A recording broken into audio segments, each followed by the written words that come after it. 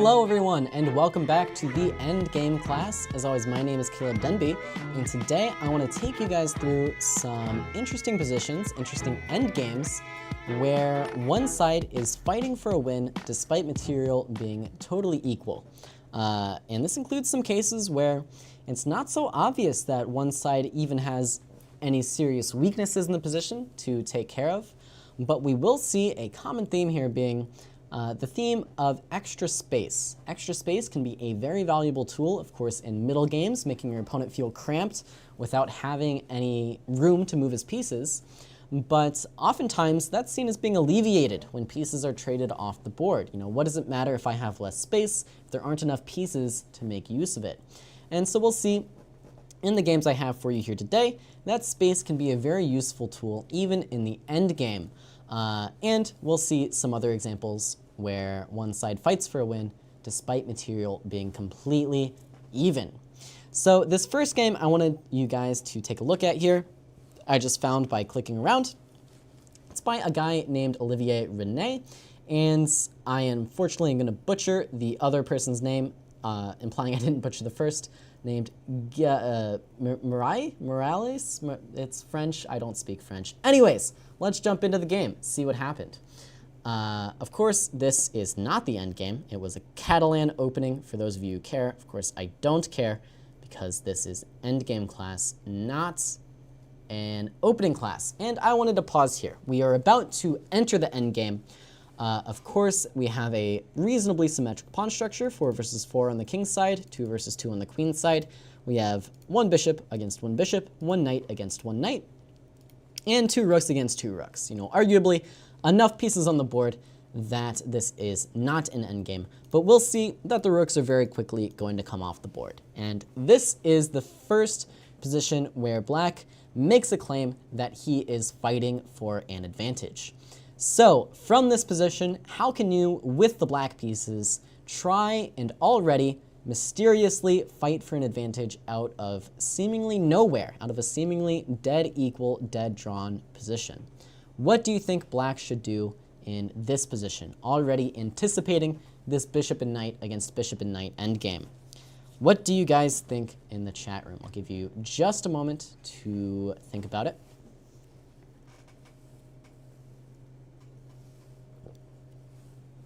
Just a moment to think about it here. And while people still are coming into the show, I'm not going to wait too long. If you want to try and find the answer for yourself at home, go ahead and pause it. The idea, of course, is to play the interesting move f5. And I think this would be a move that a lot of lower rated players, and even myself, would be quite reluctant to play in a position like this.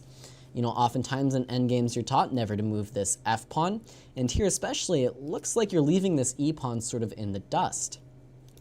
The idea, of course, is that f5 gains crucial space for the black pieces. Now, if you take a look at this knight on d5, it's going to be a mainstay here. It's going to be very difficult for white to remove this knight from d5, for example, with the move e4. Of course, this is also following the principle of locking the white pawns onto dark squares when both sides have a dark squared bishop. So already from this point, rather than sort of rushing into the endgame with rook takes c1, getting the king to the center with king f8, these are all fine moves, but f5 is quite accurate, just to take away this space from the white pieces, secure this knight on d5, and begin to play, in fact, for an advantage. White, in this case, does opt to trade the rooks. We see rook c1, bishop c1, and now we are officially deep into the endgame here. And now, white, I think, actually had the opportunity to gain even more space and fight for a bigger advantage by immediately playing the move e5. Already, after e5, the move e4 is going to be relatively unstoppable. You can't really play e4 yourself. You play something like f3, e4 might come anyways. And now you'll see, even with limited material on the board, black is clearly the player with superior minor pieces here, with this knight doing an excellent job of controlling all of the holes in the position, while black's bishop can come easily to f6 and put some pressure on b2. Instead, black chose another option, which is knight b4. The idea of this move, of course, is to plant all of the white pawns onto dark squares, or at least as many as possible. So knight b4 and a3, putting more pawns onto dark squares. We see knight back to c6, and white now does get to escape with this knight out to d3, which perhaps wouldn't have been possible had black chosen to play e5. Now there's nothing too crazy going on here. We see black come to the center with king f7. White fight for some control over squares with f3, bishop f6, a natural improving move, bishop d2, king e7, bishop b4 check, and now of course black could consider taking off this bishop, but this bishop isn't a very useful piece for white anyways, and so in the game black found no reason to do so and played the move king d8. Of course, this looks scary at first glance in light of the move knight out to c5, but in this case, the b2 pawn is going to be far more valuable than either the e6 or the a6 pawn. For example, if here, already knight takes b4, a takes b4, bishop d4, and this knight is getting trapped and black is just winning.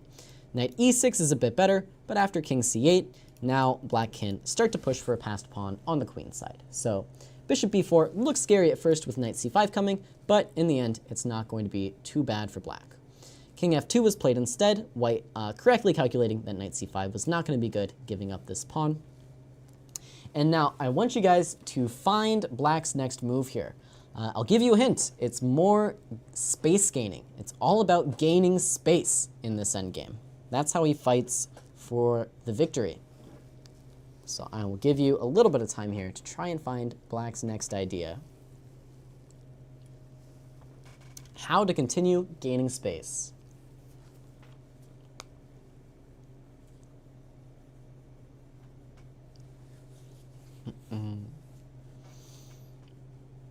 I'll give you just a few more moments. We're working with some delay here tonight, and people are still on the way in. Oh, no, my chat room was just not working. I was feeling so lonely. I was seeing no chat, but everybody is chatting. My goodness, everybody is chatting. All right, so I'm seeing a lot of g5s, a lot of h5s. These aren't bad ideas. Not seeing a lot of the correct move, though. I'm seeing a little bit. Of course, as people in the chat room, some people are saying, a5 is actually the critical move here. And the reason for that is, while g5 and h5 are space-gaining moves, you know, there's sort of no denying that. They're not even bad moves at all. They aren't fixing weaknesses for white. Whereas the move a5, immediately followed by the move a4, is permanently leaving this pawn back here on b2, a square where it can very easily be targeted by this black bishop. And we can imagine on some sunny day, a knight landing on c4, pressuring both of these white pawns. So always be on the lookout for opportunities to fix your opponent's pawn structure in an unfavorable way, in a way where you can tell they're going to have to be defending weaknesses throughout the game. And in fact, because of this idea, perhaps it would have been a lot better for white to consider playing something else. Just for example, the move b3 would have been a pretty reasonable idea for white to fight against a5, a4, and start trying to solve many of his dark squared problems by just removing some extra pawns on the queen side. White, though, not aware of the danger, just plays king f2, and black immediately responds with a5, bishop c5, and a4. Now this b2 pawn, you're going to have to work pretty darn hard to get rid of it. Notably, if bishop c3, of course, white would be interested in trading these two bishops, but not under these circumstances. Of course, now both of these pawns are going to be rather weak, and white is going to have a difficult job of controlling everything. For example, knight still is coming to c4 after something like king c7 and king d6. So bishop c5 instead, and now a4. White brings the king out with e3, and with his extra space, black now has absolutely no issues in this endgame. White is going to struggle to find active play because he's always going to have to keep control of the b2 pawn, and black can sort of improve at his leisure once again. So king c7 was his choice, just bringing the king up the board, king d2, and now knight e5. Of course, White is not really going to find any solace in the pure bishop endgame when this pawn on b2 is set to be a permanent weakness. White tries to keep more pieces on the board with king to c2, or perhaps trying to get into this endgame under slightly more favorable circumstances. If knight takes d3, for example, e takes d3, and coming back to b4. And while this endgame does look pleasant for black after king d5, for example, it's not going to be the easiest thing in the world to invade here. For example, after bishop d3, bishop c3, white is starting to build sort of a wall to keep black out of the game. In the game, black plays the move king c6, just keeping pieces on the board. Bishop e3 is played by white, and now we see g6, just solidifying the structure. Bishop back to d2, and now knight up to c4. Okay, bishop to c1 to defend the b pawn. And now I would like you guys to try and come up with some potential ideas to keep in mind for black going forward. I'm going to ask you to pause here and sort of use our visualization, use our calculation skills, and try to come up with some kind of active plan for black in the future.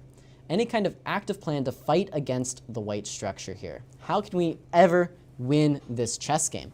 Because clearly the b2 weakness, well, you know, it's great for us. We can pat ourselves on the back. We made a weakness here. White is defending it 3 times, and we can really only attack it with 2 pieces. So best of luck trying to get rid of that guy. Best of luck to you.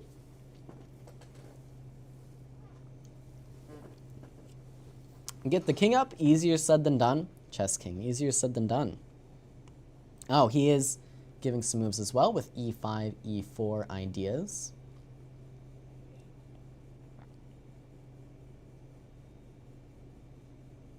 So who knows what the first thing we should do is? What's the first thing we should do? In any endgame like this, there's something you should be thinking about first.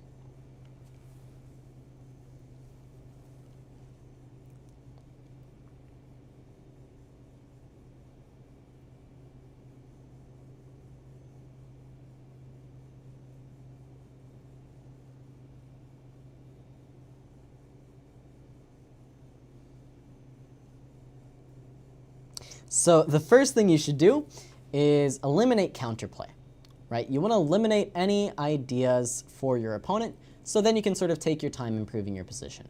So the first thing black does is make sure that the move b3 is never going to come on the board. How does he do that? Well, he does that with the move knight a5, after h3, knight b3, right? Bishop e3. And now from here, the second thing we should do is, as some people in the chat are saying, we should just start trying to gain some more space. We should start trying to apply more pressure to the white pawns with, as Chess King is saying, some threats to create a passed pawn somewhere along the way. As always in these sort of minor piece endgames, the way to win is to get a passed pawn or create threats of getting a passed pawn and use that to either win material or divert your opponent's pieces to somewhere they definitely don't want to be so that your pieces can get more active. So how do we ever try and make a passed pawn here? Well, we just start pushing all our guys. It's as simple as that. We push all of these guys up the board, and then white's pawns will be under a bit of pressure. There's going to be threats of f4, going to be threats of e4, going to be threats of h4, and even threats of g4 sometimes, depending on the positions. So by pushing these pawns up the board, black is able to sort of initiate just some ideas. You know, he's not necessarily going to play e4 now. He's not necessarily going to play e4 10 moves from now. But the point is, white is going to have to be calculating it on every turn. And that's the way you can apply some practical pressure as well as just objective pressure in the position, where white is going to have to be very careful on every turn. And if white slips up just once, then black might be able to take that opportunity to convert into a full point. So first and foremost, black spent a couple more moves just shuffling the pieces. We have king d5, check, king d6, so getting the king one file closer to the action. Knight d3, and then, as some people in the chat did mention, he starts with e5, gaining this amount of space. Does this mean he's playing e4 right away? Definitely not. He's just giving himself the option to play the move e4. We have knight c1. This knight steps back to c5 momentarily. Again, trading off one set of minor pieces isn't really going to help white in this case. We see knight a2. And then black actually makes the interesting choice to go knight e6. And I'm not sure I'm in love with this choice, to be honest with you. The point is, after the move b3, black can immediately get counterplay with the idea of f4. And while this is true, for example, takes, bishop back to f2, there's now ideas of bringing the knight to g5, and an imbalance in the structure. I still am not sure if I'm in love with white getting rid of this b2 weakness. In the game, though, it worked out for him. White, I guess, was afraid of these ideas and went with knight c3 instead, pressuring b5, king c6, and then king d3. Now, of course, black is in no rush to play any major pawn breaks, so he just continues gaining space with the move h5. Knight d1 is played in the game, and now we see black improve the bishop as well, going to e7, and then stepping out to d6. And now, notably here, with the move bishop to d2, white has already made a crucial mistake. So see if you guys can find the tactic here, black to move and get a winning advantage in this game. Black can already just achieve a completely winning advantage from this position after the move bishop d2. In the game, black missed it, but of course, all the pressure is on white here, right? If black misses a win, well then black missed a win, and he'll just wait another 20 moves for white to blunder another win. Whereas white, of course, any mistake could be fatal. So you guys are along the right ideas here. Knight c5 check, and you'll see that the king is starting to run out of squares, only these 3 available to him. Is there any way we could make better use of the lack of squares for the king?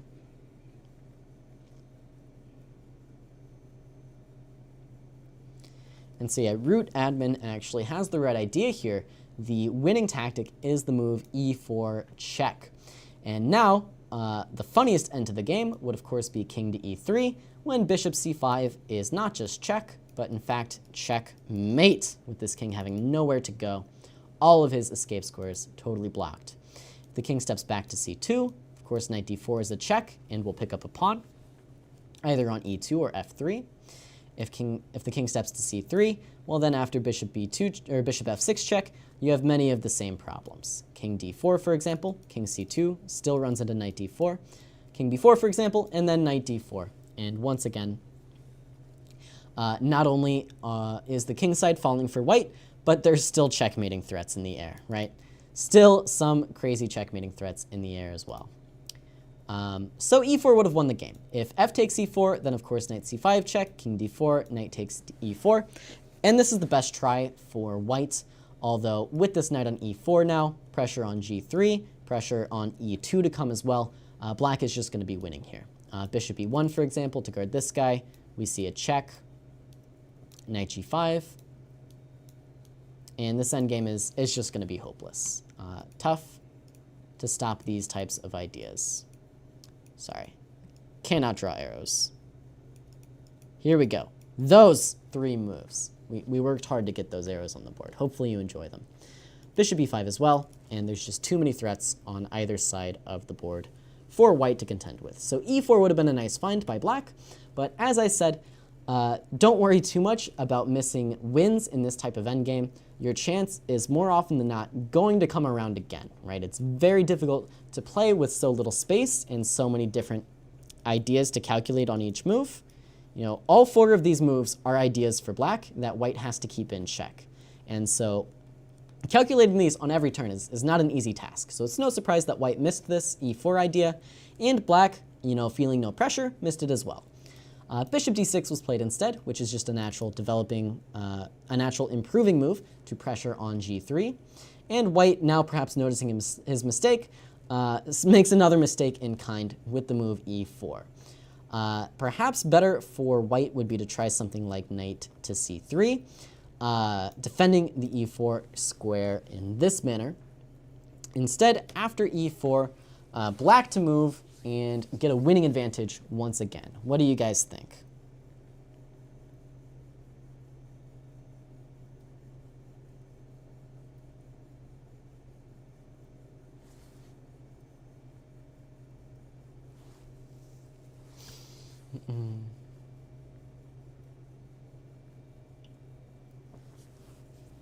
Okay, there's some ideas. Knight g5, knight c5. This one is not as surface level, so take a second, try and really find the winning idea here for black.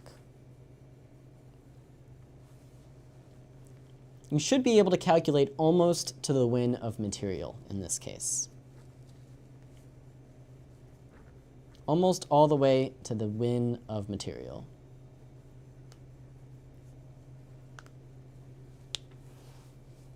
So yeah, there's a lot of good ideas in chat, and the correct idea has been mentioned. But again, I think this is the type of position where you don't just need the correct idea, you need to be able to go a bit deeper and find out if you're actually winning anything in the position.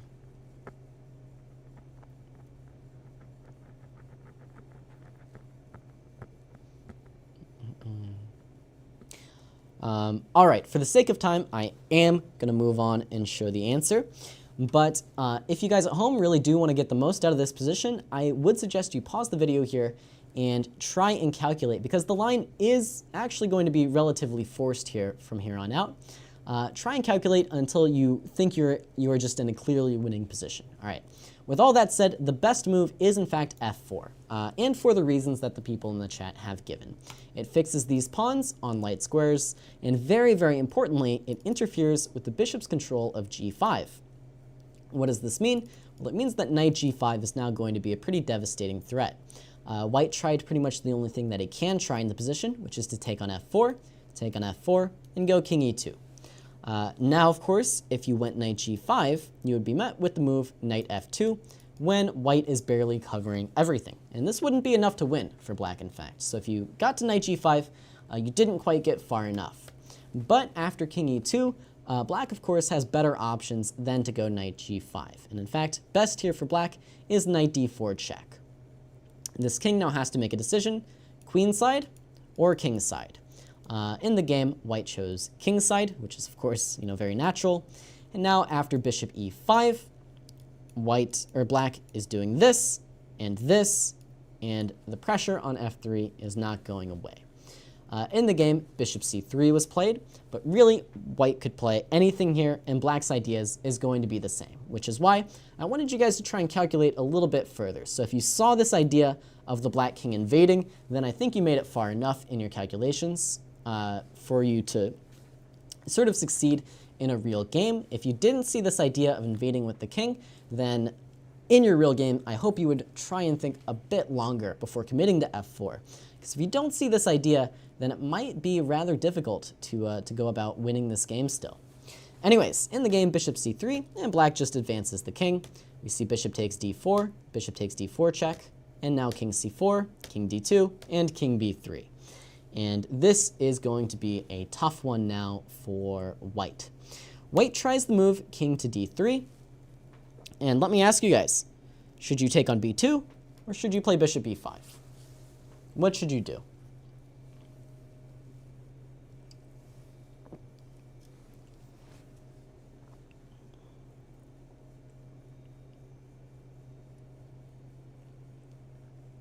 What to do?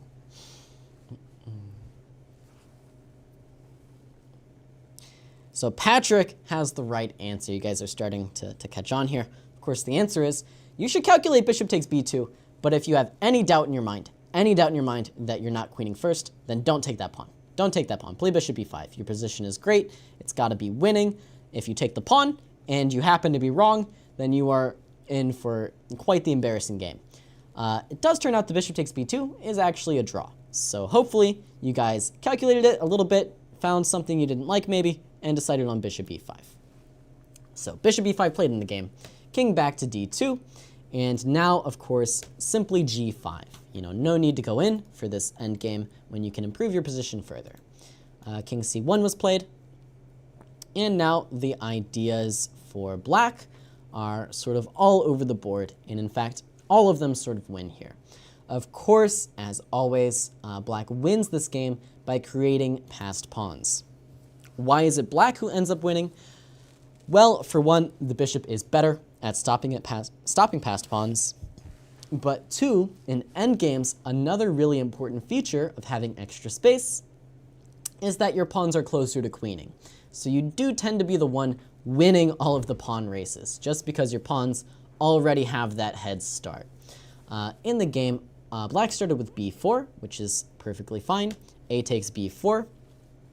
And now black does end up winning, I believe, if you play king takes b4, but much, much, much more accurate is to understand that this pawn is going nowhere, and to win the game, you only need to make two passed pawns. So g4 instead is the accurate way to win the game.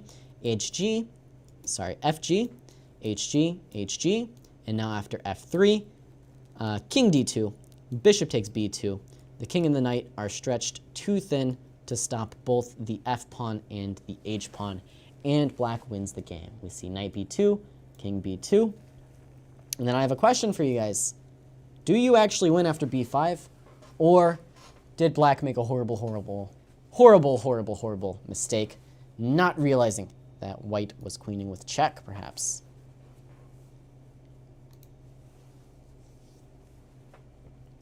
Do you actually win this chess game with b5?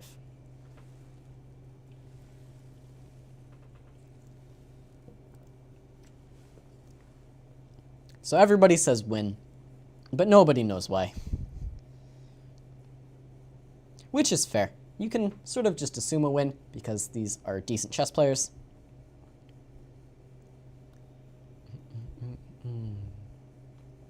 Great Wolf thinks so. f2 first. So yes, not just f2, but you do win this game by queening your f pawn. And the reason is it draws the king to the first rank when then you queen with check and are just in time to stop the b pawn. So a3, drawing the game, f2, winning the game. King e2 is forced, b6 you just queen. Queens, takes, a3, b6, a2, b7, a1 queen, check. And now, of course, black is just picking up this pawn by force and winning the game. So I really liked this game by black here. You know, from the initial position that we started with, I feel like this move, f5, might not be on the radar for a lot of people. Remember, we started all the way back here in what looks to be just a dead, drawn position. Maybe you prefer black a little bit because you understand that this bishop is better than this bishop, but definitely very, very, very, very slight edge, if any at all. And then after this move, f5, we saw black slowly increase the advantage, gaining space on the queen side with a5, a4, gaining space on the king side with h5, g6, and e5. And then with all of the threats in the position, white eventually caved, allowing f4 and allowing black to win. And that is a fantastic way to fight for the win in these seemingly boring endgames. Taking space is a powerful tool in endgames.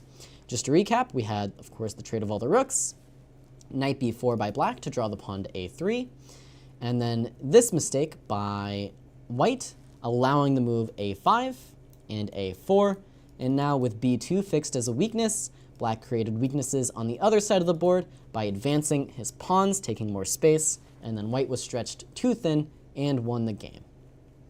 We saw, of course, the king advancing, e5, and h5 as well, and then white simply fell apart. Just fell apart after f4 with victory. All right. Any questions on this endgame before we move on? Could white draw with perfect play? Depends on where you ask. Certainly from the position after f5, this position should be a draw. White shouldn't lose this. Where did it all go wrong? It's a little bit unclear. Let's say white played the move b3 here. I think if white plays the move b3, he has a very decent chance of drawing this endgame. For example, if black tries to play a5 now, simply bishop c5, and a4 is going to come. White is fixing his major weakness on b2, and probably shouldn't lose the game. But even after that, I mean, it's tough to say. If white plays stuff like bishop d4, there's some ideas of trying to liquidate material that perhaps white missed.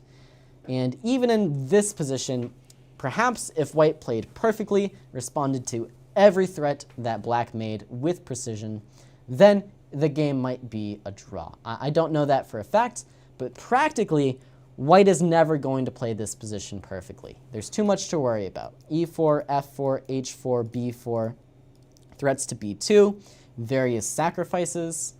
There's just too much for white to keep track of on every single turn, and I think practically you can assume this game is lost for white after knight b3.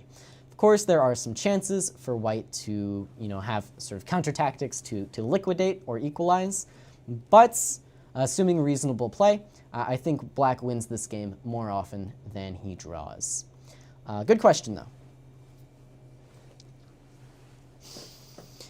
White e takes f4, not knight takes f4. Let's take a look. Not knight takes f4.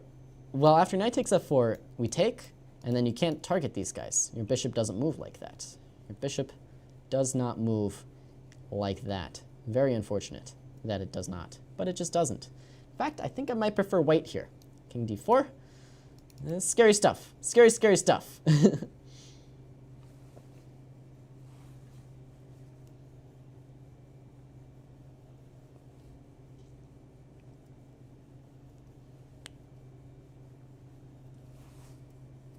At one point, black wanted to prevent b3, and so yeah, if you take here and go b3, I think the issue is the king is getting a bit too close. It's getting a bit too close. Tactically, it shouldn't work out. For example, takes, king d2, there's always this check, and the king is going to invade. Yeah, so you need this bishop to keep the king out of the game, unfortunately, after knight c5. And here, I think, again, maybe b3 could have been played. I mentioned, though, black has this idea of playing f4, but it's a little bit unclear to me. A little bit unclear. All right, good questions. Let's go ahead and move along. Let's just move along here. We have another game that I want to go over. If you watched the previous lecture, of course, you saw a nice win by Viktor Korchnoi, and he is going to make another appearance here in the Endgame class. But this one, he ends up being on the losing side of. So we'll see how Robert Wade managed to fight against Viktor Korchnoi in an interesting endgame to, in fact, kind of turn things around and go on to win. Let's just jump right into it. We've got, of course, the opening play. Nobody cares. Why would I care about this? And okay, king e2, rook d8, and I think it's safe to say we are, in fact, arriving at an endgame here. So rook g to d1 was played, and rook d7, rook d3, and we have ourselves a major piece endgame. Black, of course, with 2 rooks and a queen, white with 2 rooks and a queen. And some of you might disagree with me and say that this is still a middle game, but I think it's fair to call it an endgame with just 3 pieces on the board. So what do we think about this endgame? Who is to be preferred here? Is white to be preferred, or is black to be preferred, and why? What are your initial impressions, chat room? Then we'll see if my evaluation lines up with yours, and for what reasons. We'll see how the evaluations line up.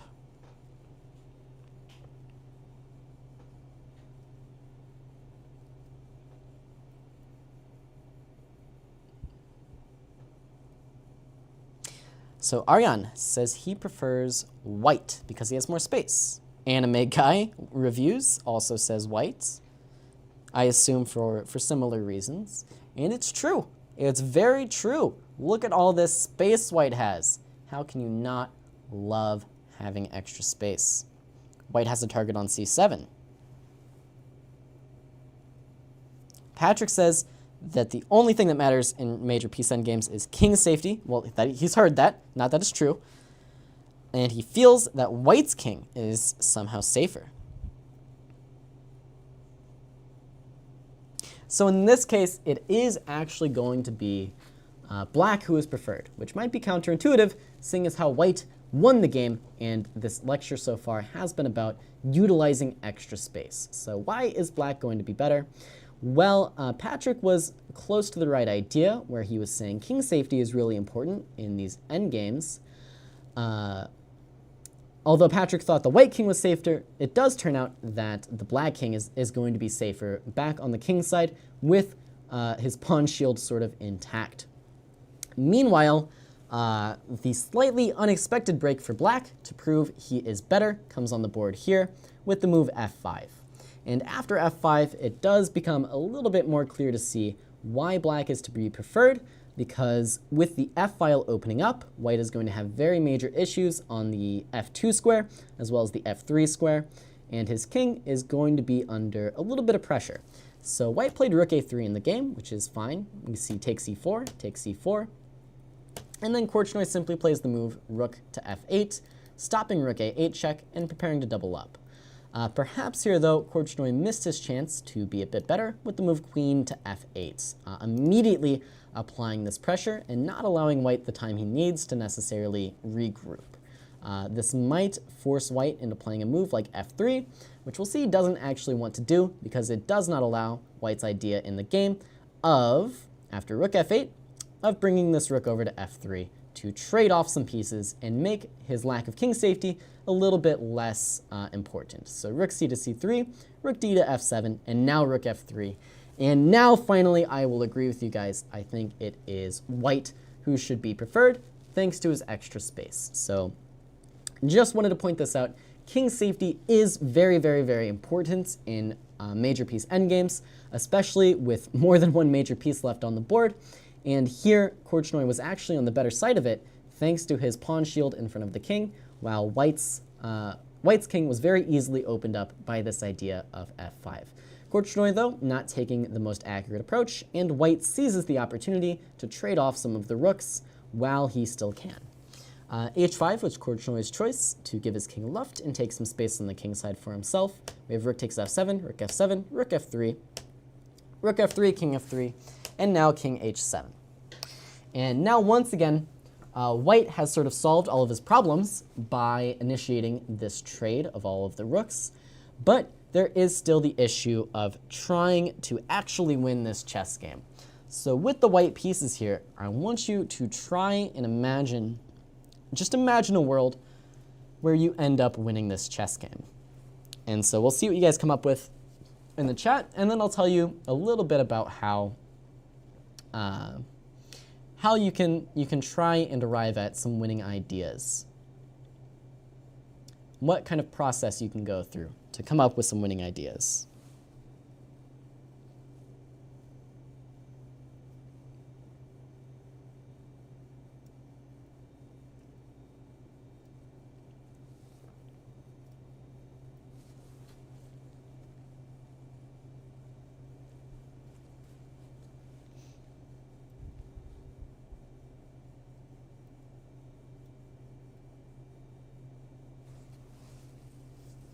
So, Professor, I assume, L-Axis has a very interesting idea. He says f4 would open the center and create a passed e-pawn.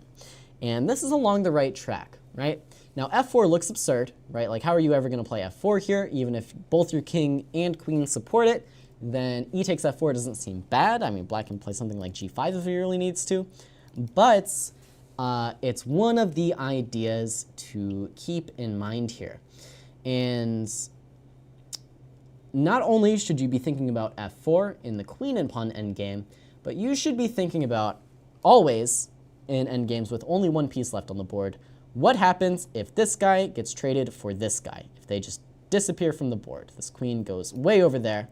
This queen goes way over there. What happens? Who is better and why? And with queens off the board, the idea of f4 might become even stronger, with this e-pawn then being relatively uncontested, and the black king going to divert itself to defending against this e-pawn pushing. So, f4, a very important idea to keep in mind. All of a sudden, in a position where we have no idea what we're doing, we suddenly have imagined a world where we potentially win the game. You know, if we get these two pieces off the board and play f4, this is very much a winning idea, a winning try. Are there any other winning ideas that we can sort of conceive of here? What winning ideas can at least be thought of in the position? Does anybody have any other ones?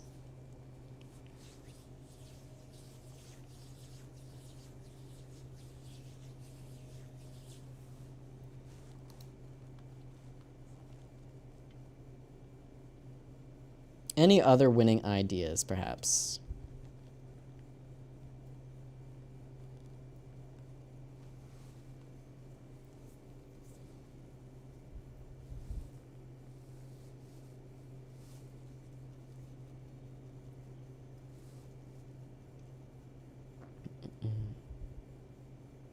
So king safety is not really going to be as major of an issue anymore. Of course, it still matters somewhat with queens on the board, but in this case, the king safety matters more. For the king getting checked around, the queen can sort of check the king to get to better squares, whereas the ideas of checkmate are sort of missing, right? Black's not going to get checkmated on h7, white's not going to get checkmated on f3, barring some kind of, horrible mishap where, like, okay, you can imagine queen f3, queen d7, queen e3 gets played, but white is likely not going to get checkmated with any sort of reasonable play.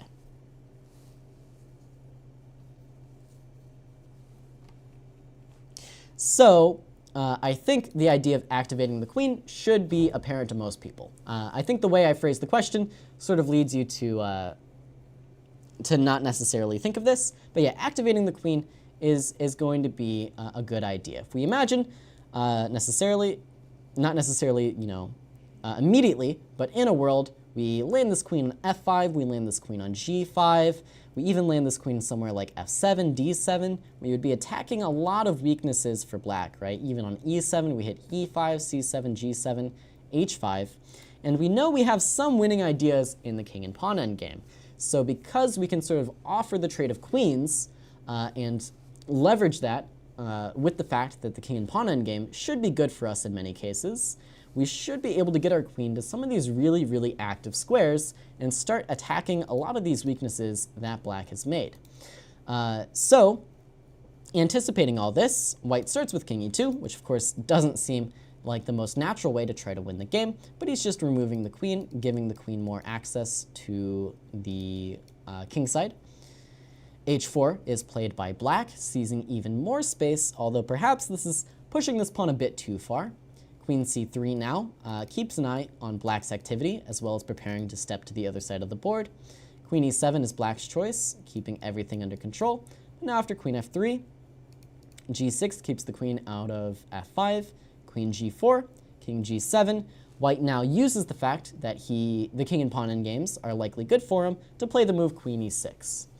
And in fact, queen takes e6, I believe, is going to be a losing position here for black. If you take this, d takes, king f6, and yeah, I think king f3 should be good enough.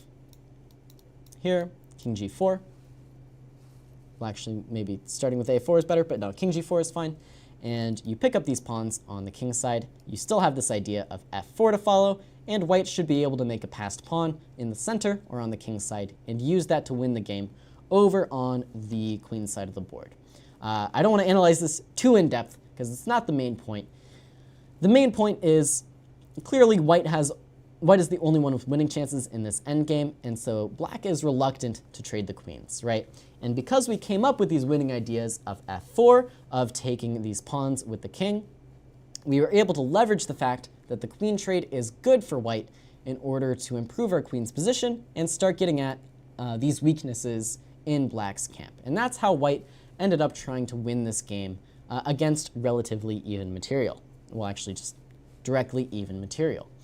It turns out the only way to try to save this game for black was to play this weird-looking move queen g5 rather than queen f6, which was played in the game.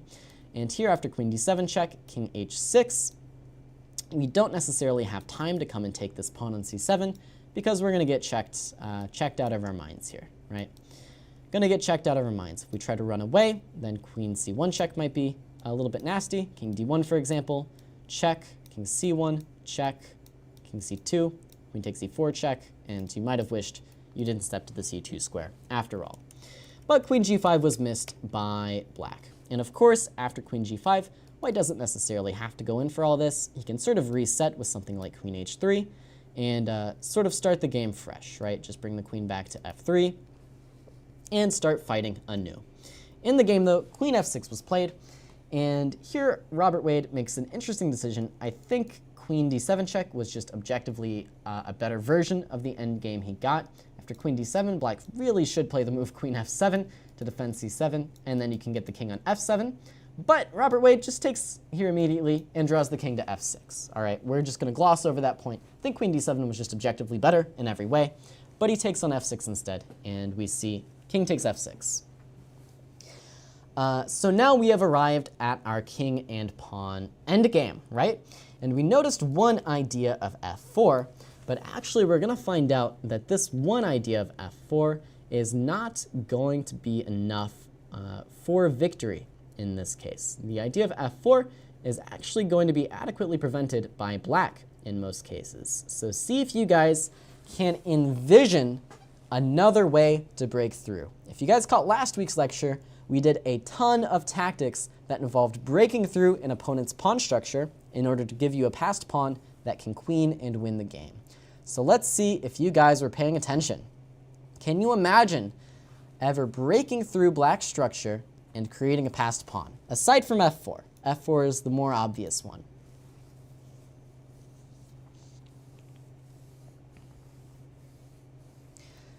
So yeah, there are various moves that improve white's position. h3 locks the h4 pawn, controls g4. King f3, of course, is good, but it'll be met with king g5. I'm asking if you can find some way to break through and create a passed pawn, aside from f4, because f4 you might not be able to force through.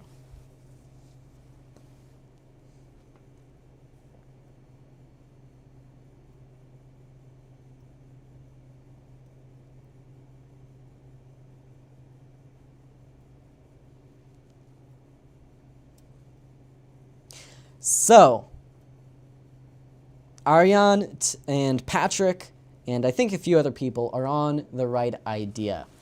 You can imagine a world, right? I'm not saying this world. You can imagine a world where somehow white breaks through against these three pawns using these three pawns, right? And I'm not going to spoil it for anybody watching the video, but try and find this idea, if you haven't already, of a way white could potentially create a passed pawn against this structure. It's a really fun one, and we'll see it actually gets played in the game. So king f3 is how white started, but king g5 is the reason why this isn't just very simply winning. Black is able to guard all three of these squares, making f4 not as easy to achieve. And then white plays this move king e3, which is perfectly fine. Now, if king g4, we do see white wins with the idea of f3. If king h3, then f4 is going to be winning the game. But in fact, after king e3, perhaps a better try for black would have been the move b5, playing against the exact idea that is going to be introduced later. And after b5, maybe white is still doing quite well with the move a3, when the ideas of f4 are going to be still in the position. King g4 was played instead, f3 check, and then realizing king h3 loses. Hold on a second. This is not the game. This is not the game. Disaster. Lichess has messed up my notations. Okay. So king e3 was played. King g4 was, in fact, played. And then, sorry. Yeah, my notations are messed up. All right. Let me do this. Sorry for spoilers. Okay, I've got the game back now. Sometimes Lichess does this unfortunate thing where when you close and open a study, it makes a different line, the main line, than the actual main line. And that's what happened to me. So after king g5, I'm sorry, king e3 was not played. In fact, a4 was played by white. And now black is forced to pass with king h5. And now after b4, black actually misses his chance to draw the game. So black to move and draw for those of you watching at home. Black had a chance to draw the game here.